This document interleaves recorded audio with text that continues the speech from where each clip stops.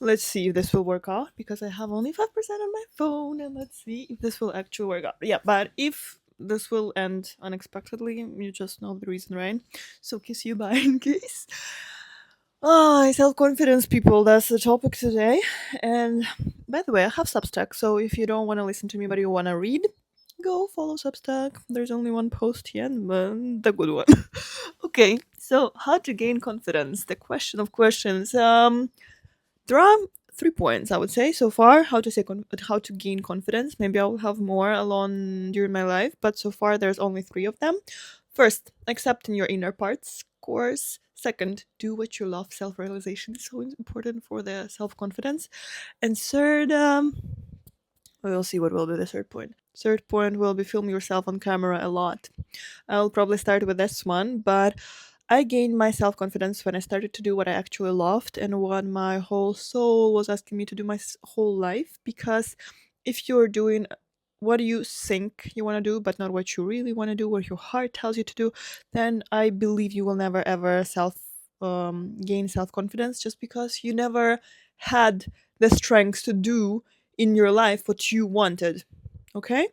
And for some of us, that means that we need to confront the world in a way and to do things that are scary and that no one supports. But we speak about good things, people, okay? Um, but you should fight for yourself. And when you fight for yourself, you gain self confidence. You fight for what you love. You fight for what you desire. You fight for this. You know that whatever happens, you can fight for yourself. I'm not saying you should be angry to other people and to actively, I don't know, say bad stuff to them and behave badly. No, of course. Please be polite and try to resolve conflicts nicely. But stand on what is important for you. That's where you will gain the first parts of self confidence. Second, and the more you will grow in it, the more you will develop in it, the more you will develop in your self realization in what is important for you. Of course, the more you better you will feel because you will know that whatever you want, you can do this, and then you don't need for other people to tell you what to do and etc. Because you know that you are able to have decisions and to what's the word to oh gosh when you the word for this is when you take responsibility for your decisions, that will bring you confidence as well. And I like, there is this one quote, someone said that it's not about which decision you will make, when you be like, oh, shall I do this or do I do this.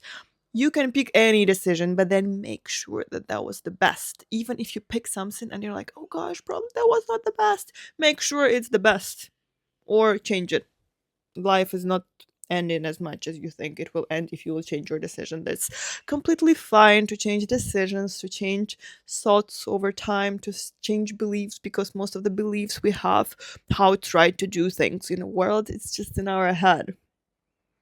And you can change it anytime.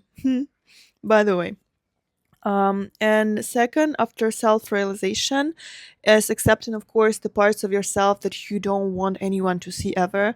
For example, like there are these girls that always look good, at least they try, and sometimes they look good in inappropriate spaces, like in winter, in skirt, for example. And that means that she just feels like her life will end if someone will see her in a puffer jacket, if someone will see her fat, if someone will see her with a pimple or makeup, because she thinks that the ugly part of herself, no one will accept, and they will tell, ugh, you're so ugly. But the only person who will tell her, oh, you're so ugly, is she. So whatever you're not accepting yourself, you will actually try to overcompensate. And when you will try to overcompensate, your brain and body will anyways try to project it somehow into the world so that you will not overcompensate it more. Body, brain is a smart system. They will always try to put it in a balance. So whatever you'll try to hide, your body tries to overcompensate, but they have like only till this moment they can overcompensate, so you will put. So for example, when I notice in some of my parts on some of my past works this is very personal, I would do more messy artworks for a reason, because I would not allow myself to be messy in the world. So my artworks would be very vibrant and colorful, and now they are, of course, vibrant and colorful, but in a different way. I'm not trying to be as vibrant as possible, as messy as possible, because I need to compensate this bad girl inside me. You know, that's like good girl, aka bad girl. Because except to this part, I can be very horrible and rude, of course. So do this, accept this. If you have anger inside you, go do boxing, go to strength training. So go through this anger inside you. You know, accept. And this in a modern marketing, I would say those shadow parts of ourselves, we sell it in a way where we're saying, you know, the shadow parts of your of ourselves are very cool and sexy. For example, you can be a bitch. I'm sorry, man. I know this mainly from a female perspective, and then those girls are like, yes, I'm a bitch. Yeah, that's a very beautiful thing to sell, but your shadow parts are actually very, very ugly. Sometimes you don't want to admit you are.